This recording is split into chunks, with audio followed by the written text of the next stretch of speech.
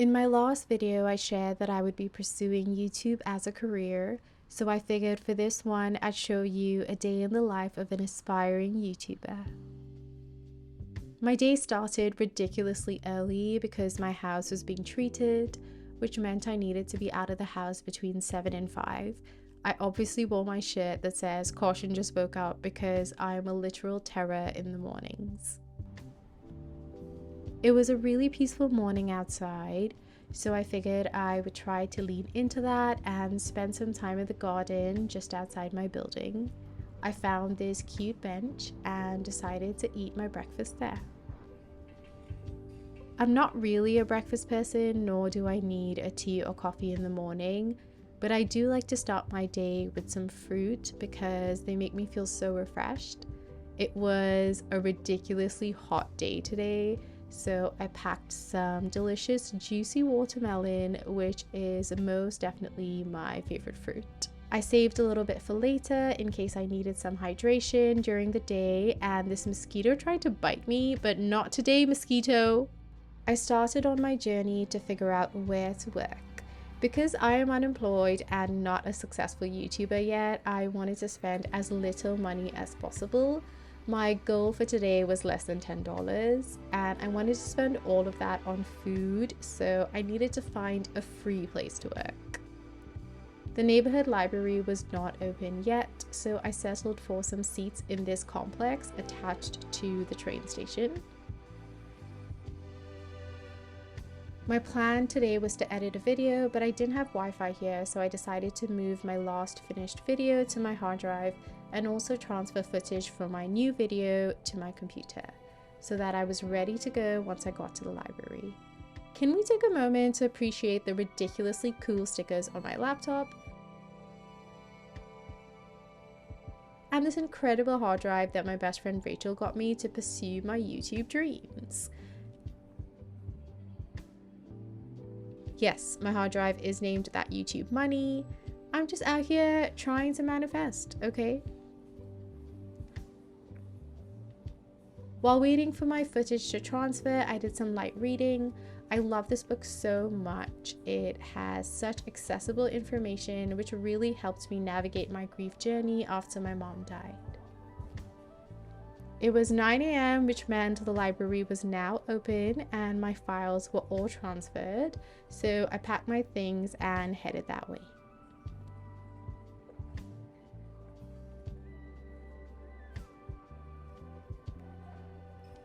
The escalator was broken, so I had to walk up a ridiculous number of stairs to leave this complex. I was very unimpressed and felt completely hopeless about the rest of my day, so I decided to head into one of my favorite cafes to get a snack, hoping that would cheer me up.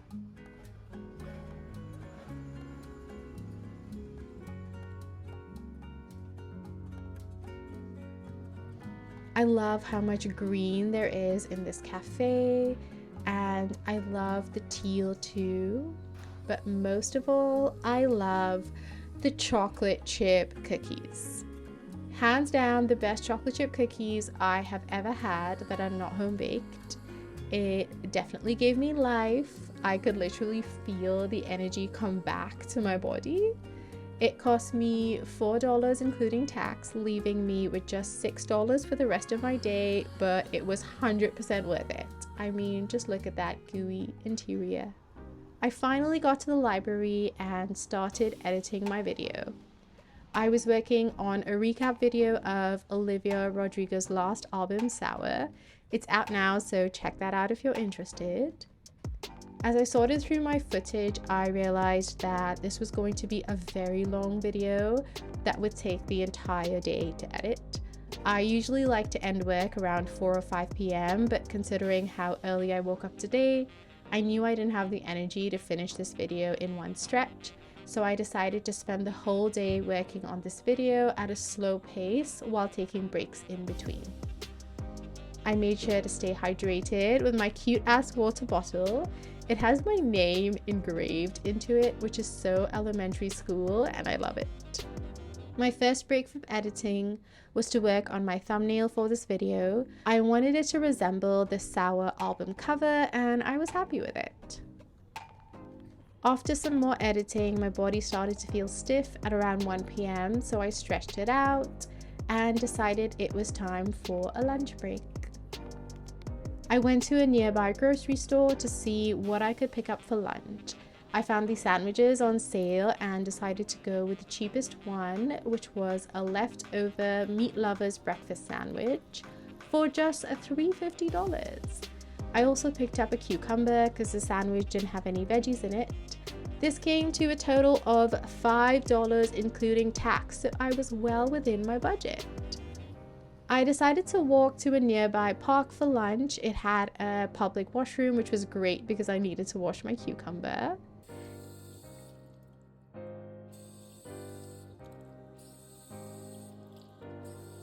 It also had what I like to call my mom's garden, because no matter where you look in that garden, you will always find purple flowers, and that was my mom's favorite color.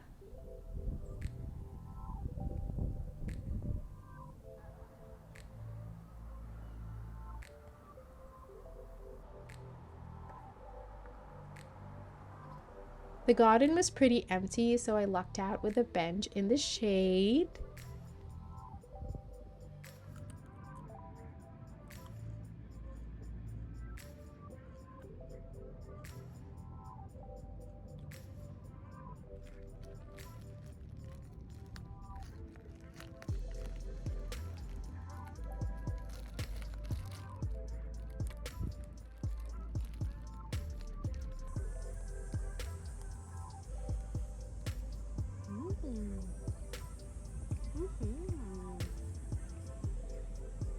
This sandwich was so good. It had like 3 different meats in it and was so full of flavor and textures.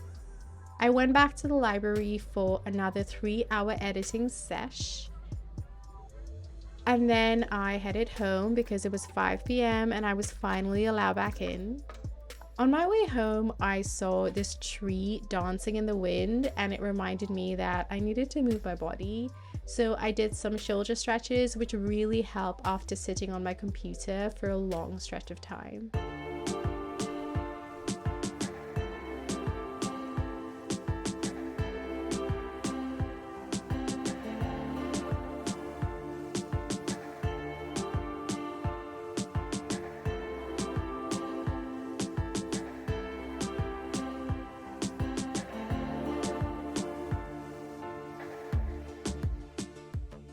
I then made myself some iced coffee because I knew I would be up late tonight.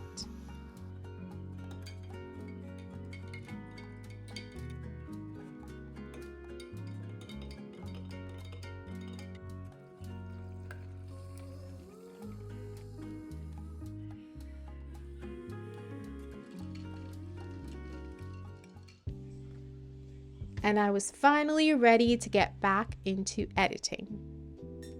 I finished my first draft around 8 p.m. and then decided to take a break for dinner. I had some leftover mandukuk, which is a Korean dumpling stew. It was so warm and comforting and exactly what I needed to finish my final stretch of editing.